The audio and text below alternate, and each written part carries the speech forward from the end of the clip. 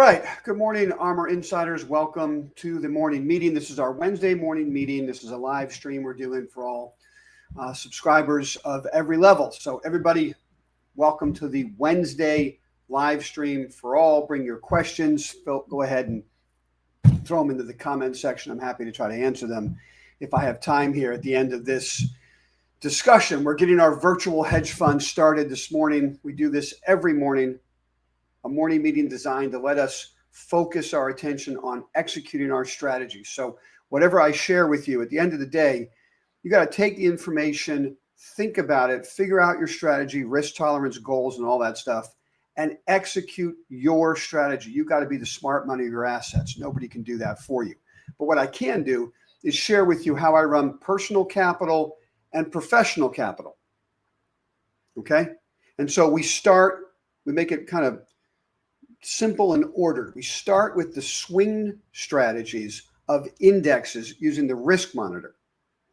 8 out of 10 stocks follow the market. You got to know where you are in the swing cycle to help you make new investments, protect capital, book profits at targets. All those things flow from the risk monitor and the cycle of swing trading for indexes. Then from there, we'll break out top stocks to watch that are on our whiteboard that we may add to the portfolio, top stocks to buy. These are stocks that we've bought recently that are still in buy zones. And we're going to talk about really a major shift in capital. We discussed this Monday morning with Armor Insiders, and I kind of titled it, if you're a fan of hockey and you play hockey or understand the game at all, something I do, and so I kind of like to use it as a metaphor. But right now, our job when we're putting new dollars to work is to go where the puck is going to be, not where the puck is. Okay. So what I mean by that in investing terms, when the risk monitor for us turned green in April 24th, we loaded up the portfolio with innovative growth because that's where the puck was going and that's how you score. Okay. We did that again June 24th. So we kept pressing the innovative growth bet and it kept working. We're having a banner year. But when we put new capital to work now, we're shifting to where the puck's going. And that's clearly commodities, materials, and it's driven by the MAGA creed turning into MAGA action. Let me say that again. MAGA has always been a political creed. Trump got elected. It's something everyone talks about, making America great again. It sounds great, but what does it mean? We're now seeing MAGA put into action, and it has major implications for an investing portfolio. And that's what we're going to talk about now. But before I dive in, I like to start with the swing cycle. So whatever I talk about when it comes to the MAGA action driving an investment cycle, that doesn't take away, that doesn't lead when it comes to how we manage risk. We manage risk first using algorithms on indexes. There's 10 of them. Let's go look at the risk monitor. We'll get to Roadblocks in a minute. Okay, so the risk monitor is risk monitor green back here. That's why we're having a huge year. We have a couple follow-on green triggers. We continue to have a huge year as we keep loading up and the market rips higher, and we have a certain portion of our capital long indexes, and we use double the indexes to do it. So we start down here, and then we trade it as it goes. We're on trade number 23 of our swing trading triple the S&P. This goes back 32 months, almost 33 months, 23 trades, portfolios up more than 150%. And we're in day number 19 of this trade from our most recent entry point on June 24th. What that tells us is that the market has not taken out the low of 2 days ago, going on 19 days. That's as strong as you're going to get when it comes to a bull market. And hey, I'm going to share a chart with you right now that's just going to really disturb short sellers. It's going to really upset all those chicken littles running around all the way up, complaining about breath or some hackneyed oscillator, and they see some divergence. You know those guys, they run around constantly bearish, right? And then when the market finally goes down, they say, woo, I told you. They missed the entire ride, right? Those guys are wringing their hands this morning. Let me show you why. S&P is a weighted index. It's climbing higher. It looks pretty good. All-time highs, right? Take a look at RSP. RSP is an equally weighted S&P index. It's 500 names, equally weighted, broke out yesterday. Huge up day yesterday, leading yesterday. Leading. The funny thing about oscillators and divergences, there could be divergences from overbought territory that last weeks and months. Those things offer zero help when it comes to managing capital, managing risk. They're always looking in the rearview mirror. Avoid that. Read and react to what you're seeing right now. Use stops, roll your stops higher, book profits at targets. I'll give you an example. In our portfolio, we have innovative growth. We've loaded up on innovative growth. At one point, we had 30% of our portfolio innovative growth. Right now, we're at 15%. We're taking profits. We're booking profits at targets. As an example, here's Roadblocks. Okay, we're going to have to take some gain off the table, something, right? We're 3 standard deviations away from the 200-day moving average. We're going to come into an earnings announcement. We've had, since our entry point, around $60 at the beginning of this cycle, right? The risk monitor went green on the 24th. So we're in there at $60 on Roadblocks. The stock's doubled for good reason. I'm not going to go into the reasons now. We don't have enough time. Market opens at 9:30. We got our live trading desk started at 9:30. Hey, by the way, if you enjoy this conversation, you do that thing with the like button. You add some comments. You share it with your friends. Bring in people into our virtual hedge fund that can benefit from what we're talking about and add to the conversation, okay? So when it comes to something like Roadblocks, there's a bunch of names in the portfolio. Maybe you have some innovative growth names that have just gone ballistic. I mean, we've doubled money since April in Roadblocks. Good reason. They've had a transformational game called Grow Garden that has taken the Roadblocks dream when it came public in 2020, 2021, and they're finally hitting their stride. And we're seeing that spread out to more than one game. It's not just Grow Garden is the leader that shows developers how to do it, and now we're seeing other games do the same thing. So this is an investment we're going to have for a long time. But do we book some profits at a target and hold a core position? Absolutely. I can't wait to load up again when Roadblocks is trading somewhere down by the 50-day moving average. You get the rip, then you'll get a pullback probably on earnings, because, I mean, how great can the earnings be right now, right? So probably they sell the news, bring it down to the 50-day. I'll look for another entry point, okay? We've sold things like SoFi. It was a great run. Bought it in the green box. It ripped higher out in the pink box. It pulls back into the 50-day moving average, back on top of, like, let's say $18. I'd love to buy it back. But what's happening now, where's the puck going? The puck is going to materials, to precious metals.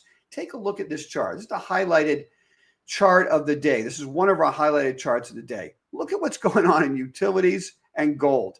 When was the last time you saw gold and utilities breaking out of pennant formations like this? These look like growth stocks. What's happening?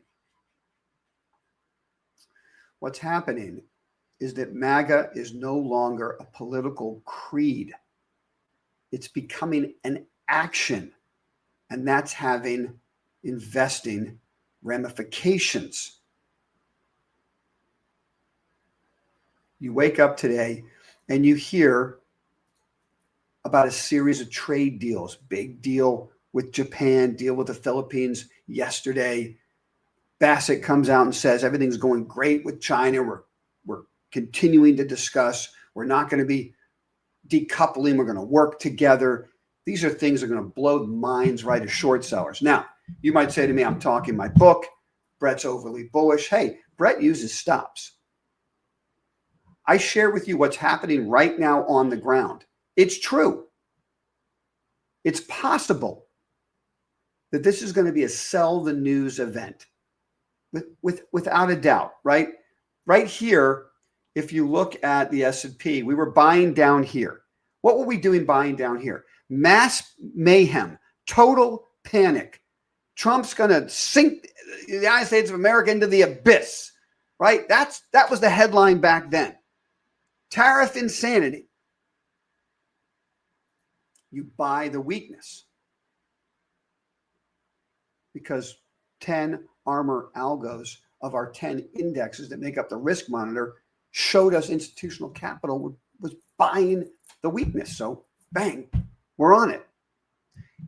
If we get all this positive trade deal talk over the next couple of weeks, more and more deals come out, one of two things may happen. One of two things I expect to happen. And if it's better than this, great. We're in position.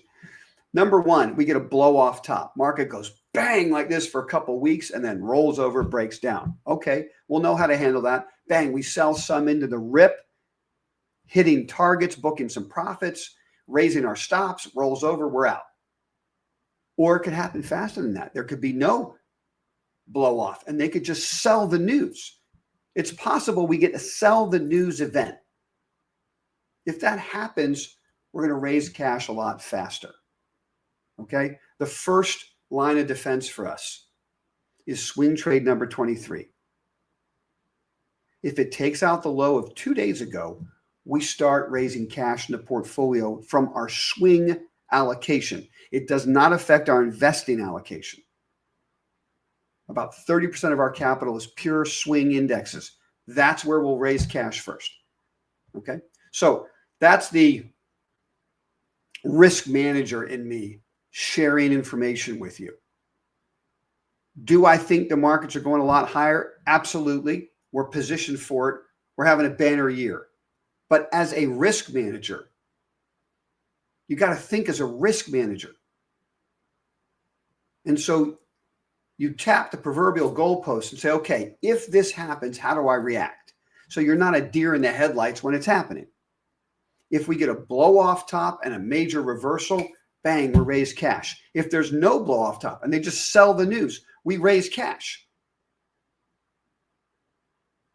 If the market keeps grinding higher, we keep riding what's an incredible bull market. And let's talk about now where the puck is going, its materials. Take a quick look at where we've been building positions in our portfolio. Okay, it started really with our coal/rare earth stocks. We talked about that. There's videos on our YouTube channel. Go ahead and subscribe to that channel so you get updates. Okay.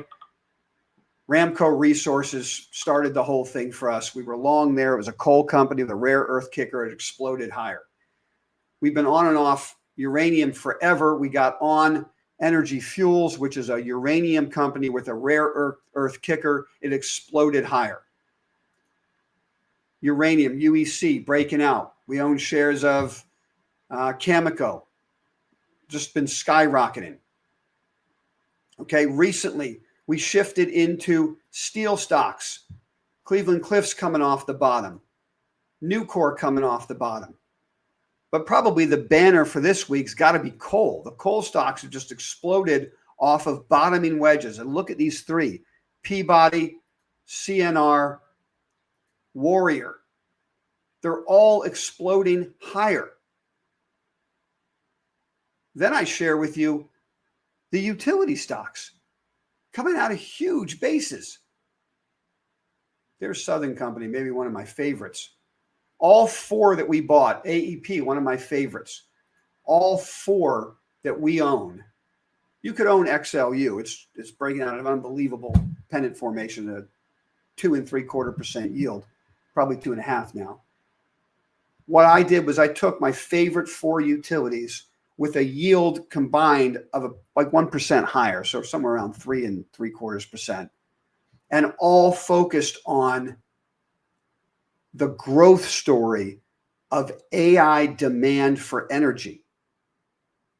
So a slightly higher yield, and I think these stocks will outperform XLU as an index. But look at where we've shifted our focus. A few months ago, it was all innovative growth. We've shifted our focus now to materials and metals because the MAGA creed is turning into MAGA reality. All the things that Trump is doing, even the stable coin, the Genius Act. I think the biggest thing about the Genius Act people don't realize, it's not about stable coins. It's not about Bitcoin. It's not about crypto. It's not about crypto bros. It's got nothing to do with that. For about a decade, there's been a movement by the BRICS to try to get away from the dollar dominance. And the Genius Act totally stamps that out. You see, because all these stable coins, and there's a very aggressive movement towards this stable coin after the Genius Act. There's aggressive movement. There's a story out on Western Union. You can read about it. I'll leave it to you. You can go grok the stories, okay? Bottom line, there's rapid movement to the stable coin. But you see, every stable coin being used has a dollar that backs it up. And those dollars sit in bank accounts and they buy Treasury bills. So for all the chicken littles who are afraid of U.S. debt, and there's too much U.S. debt, and where's the demand going to come from? First of all, I submit to you, Bloomberg came out today with a story about it. Foreign investing capital in U.S. debt has been stable all year. You wouldn't believe it from what you hear all over the place. People squawking about foreigners dumping U.S. debt. It ain't happening. Just look at the numbers. And foreign investment in the U.S. has been ramping all year. These are the facts of the case, and they are undisputed. The rest is noise to get you off the bus. So capital is shifting. We're positioned for it. We're having a huge week. Coal, steel. I'm going to show you the highlighted stock of the day, which I would say is a stock to buy right now, a stock to watch, because I'm going to increase it when it takes out $31 a share. But it has to be Dow Chemical for me. We've already added in the bottoming wedge. When it breaks out of the bottoming wedge, about above 31, let's say, if it closes above 31, I'll make it a max position size. Now, you might look at this and say, why would I buy something that looks that ugly? It's been a huge downtrend, blah, blah, blah. The bottoming wedge has been making the ARMR investing community an insane amount of money over the last couple of years. Just take a photo in your mind of this picture, and then let me show you. Take a walk down memory lane. These are positions still in our portfolio. We're long-term, so we have long-term capital gains. We're collecting fat dividend yields while the stocks are going up. So it's a have your cake and eat it at the same time. This is a 9% yield in Dow Chemical. Hey, take a look at AT&T. We started there. Forget about the earnings announcement today. The stock's down a little bit. Who cares? I'm talking about bottoming wedges, buying when everyone hates the idea. Bottoming wedge in AT&T. We were buying it in here at $14 a share going back, what is this, 2023. We still own the stock. This was at a moment in time where all over CNBC, there was a panic. The EPA is going to charge them billions of dollars for lead in the ground, ridiculous story. We were buying that right here at an 8.8% yield. The stock's only more than doubled while we collected an 8.8% yield. Hey, take a look at Altria. Everyone hated tobacco stocks down here. Not us. Not us. You know why? Because it's a bottoming wedge. It's classic. There'll be the breakout. Sometimes it tests, breaks out and tests, right? We're in this thing in the breakout, around 41 and change. Stocks moved all the way up to 60 and change we were collecting somewhere close to a 9% yield. Hey, at the same time, we brought British tobacco. Same chart pattern, same yield, 31 to 52. These are bottoming wedges. Now, recently this year, we started building a position in Pfizer. It looks awful. I know. I have some people who tell me they don't want to own Pfizer because of, whatever happened in COVID in 2020. I mean, like, take a look at the stock, guys. I don't care what happened in 2020. This is a perfect bottoming wedge after having completely unwound everything that happened in 2020, 2021. It's completely unwound. It's out of the stock, bottoming wedge, breaking out, grinding higher. We have a 7% yield in the stock. Look, it's a question of reward to risk when you're buying these bottoming wedges. If it breaks down out of the wedge, you're out. That's the stop. Okay, small loss. If we're right, it turns into long-term capital gains with a dividend yield 7, 8, 9% that you lock in. The stock goes up 50 to 100% and you're collecting the yield. I mean, it's nirvana. So we're on Pfizer. You probably could be bought right here is my guess, but we're on it down in here. And so now I share with you Dow Chemical. Yeah, it breaks down, goes below what? What's the low there? 26 and a quarter, let's say. I have to sell it. I have to sell it. And I'll keep it on my whiteboard and see if it breaks out later. But I'm going to own some of it in here. And if it hits 31 and closes above there, I'm going to own the rest of it. And when I talk to you a year or two from now, I might still own it with the stock up 50 to 100%, collecting 9% yield. So when we manage capital here, we usually break it into three segments: swing trading indexes, investing in innovative growth, which could take on different types of ideas. Like I would say uranium stocks are kind of innovative growth. They support innovative growth. But you could also say materials, okay? And then we have about, let's say, a third of the portfolio in dividend turnaround stories, which are bottoming wedges that everybody hates. Don't quote me all the bad news. I know it. That's why the stock's down huge. So it's a reward to risk situation. And it's a yield situation. And that's why we have it in the portfolio. So it's a lot to talk about today. I'm going to just share with you one last chart pattern on the way out here. And ARMR Insider eras, we have a couple of ARMR Insiders. So in case you guys are new to the ARMR desk, again, feel free to share this video. Join us on the desk. You can go subscribe, go to the armrreport.com or armrinvesting.com, and you'll find us. And so when you're in the live trading desk with us, it gets started at 9:30. There are a handful of ARMR Insiders that I've been working with. You guys have been working with me for probably 5 years now, and you guys bring some quality ideas to the desk. We have ARMR Insiders all over the world bringing information flows that really elevate what we're doing. Maybe some things I'm not going to see that you guys see. From Israel to Ecuador, from Hong Kong, of course, Canada, the US, subscribers all the way down to Argentina. We have a Polish contingent. I love you guys. So everybody comes together and shares great information. Erez, one of them, shared with us, take a look at the building stocks yesterday as they were blowing out because of D.H. Horton. This is right in line with the thinking of making America great again. Do you know what Trump suggested? It came out yesterday during a press conference. It's possible, hasn't happened yet, but it's possible Trump administration will get rid of capital gains taxes on houses. When you sell a house and you have a capital gains, you won't pay taxes on it. I mean, he's making America great again. This is not about whether or not you like Trump, whether or not you're a Republican or a Democrat. We're not talking about politics right now. We're talking about an administration delivering on promise with actual actions that have investing implications. So please take this conversation that way. This is not a conversation about wearing a red cap. It's about realizing that red cap with MAGA was a creed And now it's becoming an action. And how do you want to adjust a portfolio to benefit from that?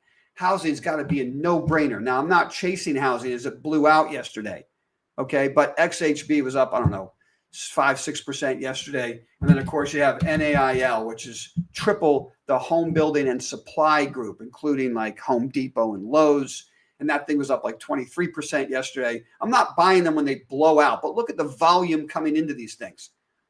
This is a bottoming wedge on nail. And it's breaking out. I'm going to have to buy it on weakness. I like to buy things on weakness. I don't chase strength. Okay.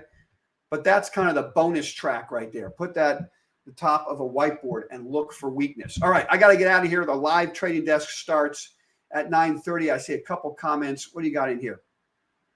Adi Doc, how you doing? Nice to see you. Glad you could join us. What do you think about OGI? All right. You guys want to jump on the cannabis couch for a second? I'm happy to do it. Bottoming pattern in MSOS. Look, in case anybody doesn't know, let me just go over what my strategy here is. You asked me about OGI or any of these stocks.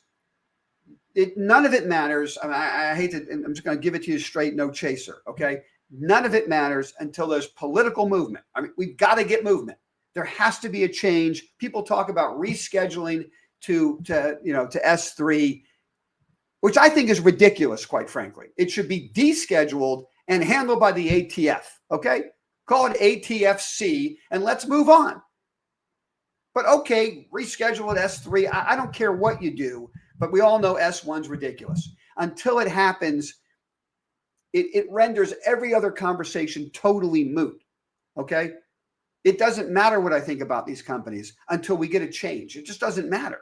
So what I'm doing to avoid tying up capital, the opportunity cost of money for cannabis investors has been just crushing, okay? I just can't sit with a lot of capital in cannabis stocks waiting for a politician to make the right decision. So I take lottery tickets.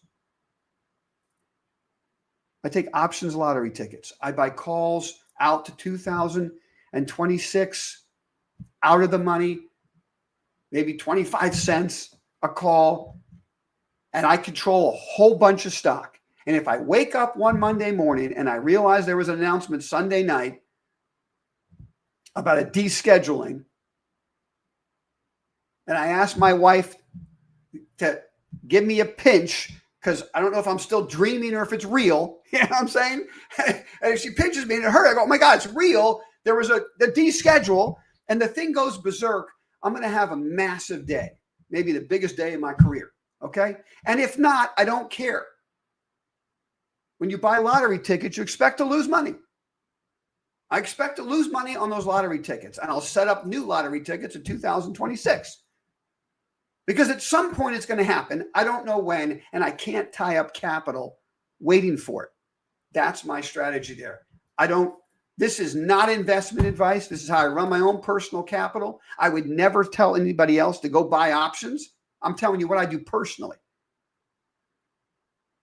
Okay? So let's end on that note. Whatever you hear from me or anybody else out there, at the end of the day, only you can be the smart money of your own assets. Stop listening to the smart money. You have to be the smart money. And the way you do that is figure out your risk tolerance and be honest with yourself.